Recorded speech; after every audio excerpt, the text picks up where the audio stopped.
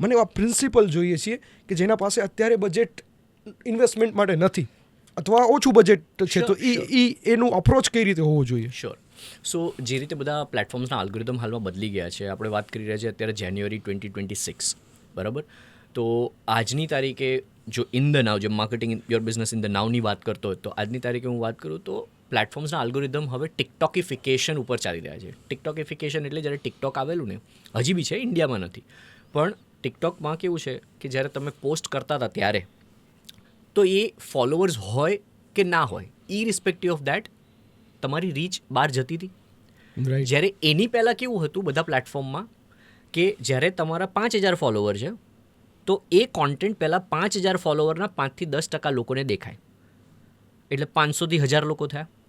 500થી 1,000 લોકોને જો એ કનેક્ટ થાય ને એન્ગેજિંગ થાય તો ઇન્સ્ટાગ્રામ એ વધારે લોકોને બતાવશે જે તમારા જ 5,000 છે એમાં જો બહાર નહીં જાય. રાઈટ. એ 5,000 પૂરા થાય ને એના પછી એ બહાર જવાનું ચાલુ થાય. એ રીતે વાયરલ થતું હતું પહેલાં. આજની ડેટમાં ટિકટોકિફિકેશન જેવું ઓલમોસ્ટ બધા પ્લેટફોર્મમાં થઈ ગયું. ઇન્સ્ટાગ્રામ કહો, યુટ્યુબ કહો કે લિંક્ડઇન કહો કે બધા. હવે કેવું થઈ ગયું છે, અને ફેસબુક બી, હવે કેવું થઈ ગયું છે કે તમારું એક નવું પેજ તમે ચાલુ કરો છો, 0 ફોલોવર્સ ઉપર છે, તો બી એ પેજ ઉપર કેમ તમને સ્ટાર્ટિંગમાં 100 વ્યૂ આવે છે, કાં તો અચાનક જ ક્યારેક 100,000 વ્યૂ આવી જાય છે?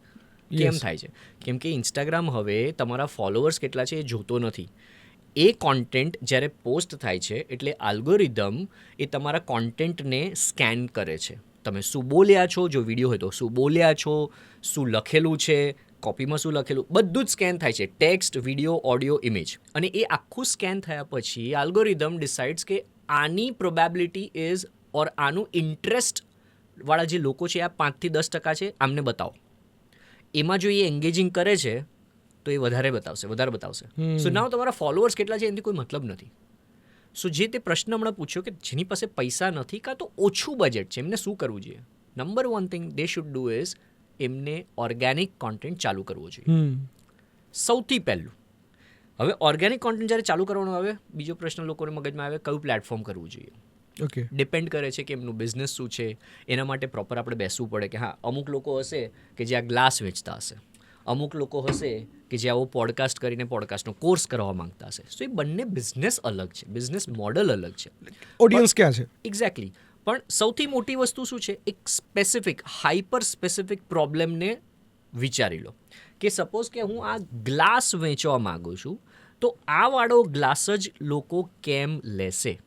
પાણી પીવા માટે લેશે, દારૂ પીવા માટે લેશે, શેના માટે લેશે? What is that number 1 problem or pen point કે જે હું ટાર્ગેટ કરી શકું છું? એ પેન પોઈન્ટ ઉપરથી ડિઝાયર વિચારો કે આનું ડિઝાયર શું હશે. શું ડિઝાયર એવી હશે કે જ્યારે હું આ ગ્લાસને પકડું છું આમ તો સ્ટાઇલિશ લાગશે? શું આ ગ્લાસને હું આવી રીતે આમ ત્યારે કમ્ફર્ટેબલ લાગશે? શું આ ગ્લાસને હું અહીંયા રાખીશ તો મારી ફ્રેમ સારી લાગશે? કેટલી બધી ડિઝાયરો હોઈ શકે છે લોકોની. રાઈટ. અને એના ઉપરથી આઉટકમ આવે. તો આજે એઆઈના યુગમાં સિમ્પલ હું અત્યારે રિયલ ટાઈમ લાઈવ કરીને બતાવું કે આજે હું આવું કંઈ બી સ્ટાર્ટ કરતો હોય તો હું અત્યારે એક એઆઈ ટૂલમાં જાઉં છું. ક્લોડ કરીને એક ટૂલ છે, બરાબર? હવે ક્લોડમાં સિમ્પલ હું એક નવી ચેટ ચાલુ કરું છું. કોઈ એવું કંઈ ટ્રેન નથી કર્યું, બ્રેન્ડ ન્યૂ નવી ચેટ, વોઇસ મોડ, કેમ કે મને લખવાનો કંટાળો આવે છે એટલે હું વોઇસ મોડ ઉપર જાઉં છું. Hi, so I am trying to sell my luxurious glasses which can be sold as a D2C product on Shopify store, and they have very nice design, and they can be a great thing for beer lovers or drinking plain water as well, or soft drink as well during birthday parties, and if they are in a podcast setup तो podcast setup में भी बहुत अच्छा लगेगा. And if I want to sell that, list down top 3 pain points, desires and outcomes of my potential customer for this particular product. હવે આ voice મેં અત્યારે નાખ્યો, એને આખું ટેક્સ્ટમાં કરી નાખ્યું. હવે instantly while we are speaking, આપણે જ્યારે વાત કરી રહ્યા છે આ એઆઈ આપણું કામ કરી રહ્યો છે. રાઈટ. તો હવે આ જ પેન પોઈન્ટ ઉપરથી હું વાત કરીશ, આ પેન પોઈન્ટ હું રિસર્ચ કરીશ અને હું આગળ જતો જઈશ. તો મારી પાસે ઓછું બજેટ છે પણ એક ફ્રી એઆઈ ટૂલ, આ ફ્રીમિયમ ટૂલ છે બેઝિકલી, કે તમે ફ્રી બી યુઝ કરી શકો છો અને એનું પેડ પ્લાન બી લઈ શકો છો. ફ્રીમાં બી તમે કરશો તો આવું જ તમને મળશે. પણ હવે જો આમાં કેવું આવે છે, પેન પોઈન્ટ એને 3 મને શું આપ્યા, lack of impressive drinkware for entertaining. એટલે કે લોકો જ્યારે એકચ્યુઅલીમાં મતલબ શું લખેલું છે, they feel embarrass serving drinks in ordinary mismatch or cheap looking glasses when hosting guest. Wow. Right? જ્યારે ગેસ્ટ તમારા ઘરે આવે છે ત્યારે તમે ટ્રેની ટેબલ ઉપર જે ગ્લાસ મૂકો છો ને, તમારા મગજમાં ચાલતું હોય છે કે આ ગ્લાસ કેવા લાગશે. It directly associate with your image. Exactly. Right? Difficulty finding glassware that's both functional and aesthetic. અને થર્ડ છે missing the elevated everyday experience. અને ડિઝાયર શું છે? To impress and create memorable experience. મતલબ આ ગ્લાસ જ્યારે કોઈ ગેસ્ટ પાસે તમે મૂકો એટલે એ ગેસ્ટ છે ને ઘેર જઈને વાત કરે, યાર અમને પાસે ગ્લાસ બોલા મસ્ત હતા, હા ગાડીમાં જતા હોય ત્યારે બી વાત કરે. So how you can use all this research. આપણે આવું રિસર્ચ, સો આ એક સ્ટાર્ટિંગ પોઈન્ટ થયું. બેઝિકલી આ એક સ્ટાર્ટિંગ પોઈન્ટ થયું જે તે મને કીધું અત્યારે, કે મારી પાસે કોઈ રિસર્ચ નથી, મારી પાસે કોઈ પૈસા નથી મારી પાસે ટીમ, પણ આજે એઆઈના યુગમાં હું આટલું તો કરી શકું છું. રાઈટ.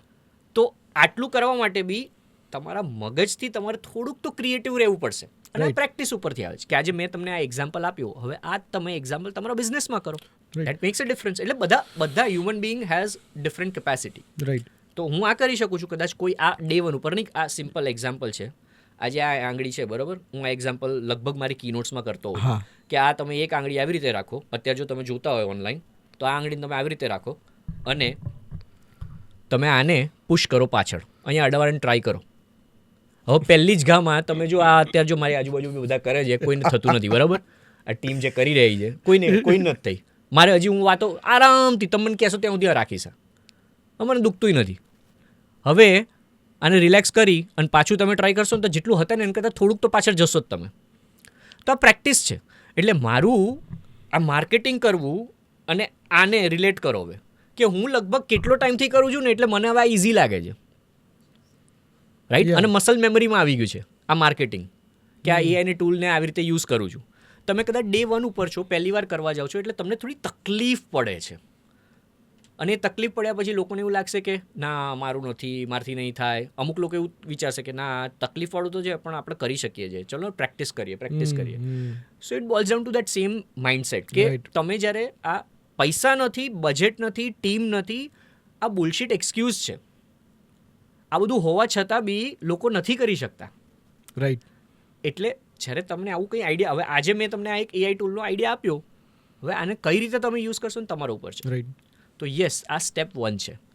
આ સ્ટેપ 1 પછી તમારું જે રિસર્ચ આવે છે એના ઉપરથી તમારું હવે સેલ્ફ અવેરનેસ વાળી ગેમ કરો કે સ્ટેપ 2માં તમારે કોન્ટેન્ટ બનાવવો છે. કોન્ટેન્ટના 4 જ શેપ છે: ટેક્સ્ટ, ઇમેજ, ઓડિયો, વિડીયો. આના સિવાય આપણે ઇન્ટરનેટ ઉપર કંઈ જ કન્ઝ્યુમ નથી કરતા. આ 4 જ શેપ છે. હવે તમે જો ખાલી તમને એવું લાગે કે તમે શાય ઇન ફ્રન્ટ ઓફ કેમેરા છો, તમે કેમેરામાં સામે બોલવામાં તમને તકલીફ પડે છે, કે તમે કોન્ફિડન્ટ નથી, કોઈ દિવસ કર્યું નથી, રાઈટ? તો તમે લખવાનું ચાલુ કરો. સબસ્ટેક ન્યૂઝલેટર છે, તમારો પોતાનો બ્લોગ છે. ઇન્સ્ટાગ્રામ ઉપર હું લિટરલીમાં ઇન્સ્ટાગ્રામ ઉપર જઈ અને હું અત્યારે શું કરીશ ખબર છે? હું સપોઝ કે હું શાય હોઉં તો હું આમ કરી, આ મેં સેલ્ફી લીધો, આ સેલ્ફીને અત્યારે હું ઇન્સ્ટાગ્રામમાં જઈ પિક્ચર તરીકે અપલોડ કરીશ. પહેલી સ્લાઇડમાં લખી શકું છું 2nd January 2026, this is what I was doing at 3:36 PM. As simple. અને નેક્સ્ટ સ્લાઇડમાં અમારો બંનેનો ફોટો હશે. ત્રીજી સ્લાઇડમાં કી ટેક અવેઝ હશે. That's it. તો ક્રાઉઝલ પોસ્ટ થઈ ગઈ. એ જ વસ્તુને સપોઝ કે આ પિક્ચર તરીકે એમને અપલોડ કર્યું અને હું કેપ્શનમાં આખું લખું તો એક સિંગલ ઇમેજ પોસ્ટ થઈ ગઈ. આ જ વસ્તુને સપોઝ કે હું વિડીયોમાં કમ્ફર્ટેબલ છું તો જે અત્યારે હું કરી રહ્યો છું એ જ વસ્તુ કરીશ. સો કોન્ટેન્ટ ક્રિએશન ટફ નથી. લોકોએ એને એવી રીતે મગજમાં બાંધી રાખ્યું છે કે મારી પાસે જ્યાં સુધી આવું કંઈક માઇક નહીં હોય ને સારું નહીં દેખાય. મારું એવું કહેવું છે, be resourceful with the resources you have versus કે તમે રિસોર્સિસ જ્યારે ના હોય ત્યારે એની કમ્પ્લેનિંગ અને બિચિંગ મૂડમાં હો કે મારી પાસે પૈસા આવશે ને ત્યારે હું આ કરીશ, મારી પાસે ટીમ હશે ને ત્યારે હું આવું કરીશ. अपना टाइम आएगा बोलने से नहीं आएगा, अपना टाइम अभी है, उसको बस तुम एग्जीक्यूट करो. राइट?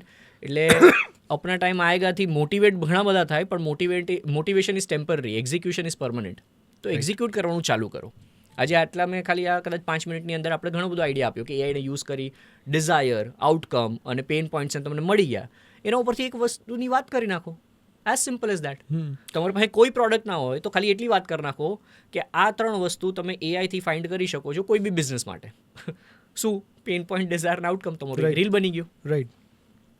તો આ સ્ટેપ 1 સ્ટેપ 2 છે. સ્ટેપ 3 ઓબ્વિયસલી એ પછી ઇવેન્ચ્યુઅલી જર્ની છે કે મેં જેમ કીધું કે તમારું બિઝનેસ મોડલ શું છે, તમે શું કરવા માંગો છો, એના ઉપરથી તમારા આગળના સ્ટેપ્સ થશે. પણ સ્ટેપ 1 અને 2 અને આ ઇનિશિયલ જે હોય છે ને એ તો સેમ જ રહે છે જ્યારે તમારી પાસે પૈસા. Execution is only game. Execution નહીં કરો ને તો nobody cares. Market moves. Right. Customer ભગવાન છે ગુજરાતીમાં આપણે કહીએ છીએ ને. કેમ કહીએ છીએ? કેમ કે તમે કેટલા સારા છો, ધંધાકીય માણસ છો, તમારો પ્રોડક્ટ કેટલો સારો છે એ તમને એવું લાગતું હોય કે પ્રોડક્ટ તમારો ગજબ છે, જોરદાર છે. કસ્ટમરને નહીં ગમે તો તમારો પ્રોડક્ટ તેલ લેવા ગયો. કસ્ટમરને ગમવો જોઈએ ને. સો જ્યાં સુધી કસ્ટમર સુધી તમે પહોંચાડવાની કોઈ વસ્તુ નહીં કરો ત્યાં સુધી એ સારો પ્રોડક્ટ બી ઘરમાં જ રહેવાનો છે, કાટ ખાઈ જશે. ગાડી જેવું છે. ગાડી તમે નવે નક્કોર લાવો ત્યારે મસ્તી નહીં લાગે, ચકચકાટ લાગે, પણ તમે એને ગરાજમાં જ રાખશો, વાપરશો નહીં તો કાટ ખાઈ જશે. એન્જિન કાટ ખાય. તમે 5 વર્ષ મર્સિડીઝ લઈને આવો, BMW લઈને આવો, રોલ્સ રોયસ લઈને આવો, ગમે તે ગાડી લઈને આવો, 5 વર્ષ એમને ચાલ્યા વિના રાખો, કાટ ખાઈ જશે. ગમે એવું હોય એને તમારે એન્જિનને યુઝ તો કરવો પડે ને, પેટ્રોલ નાખવું પડે તમારે.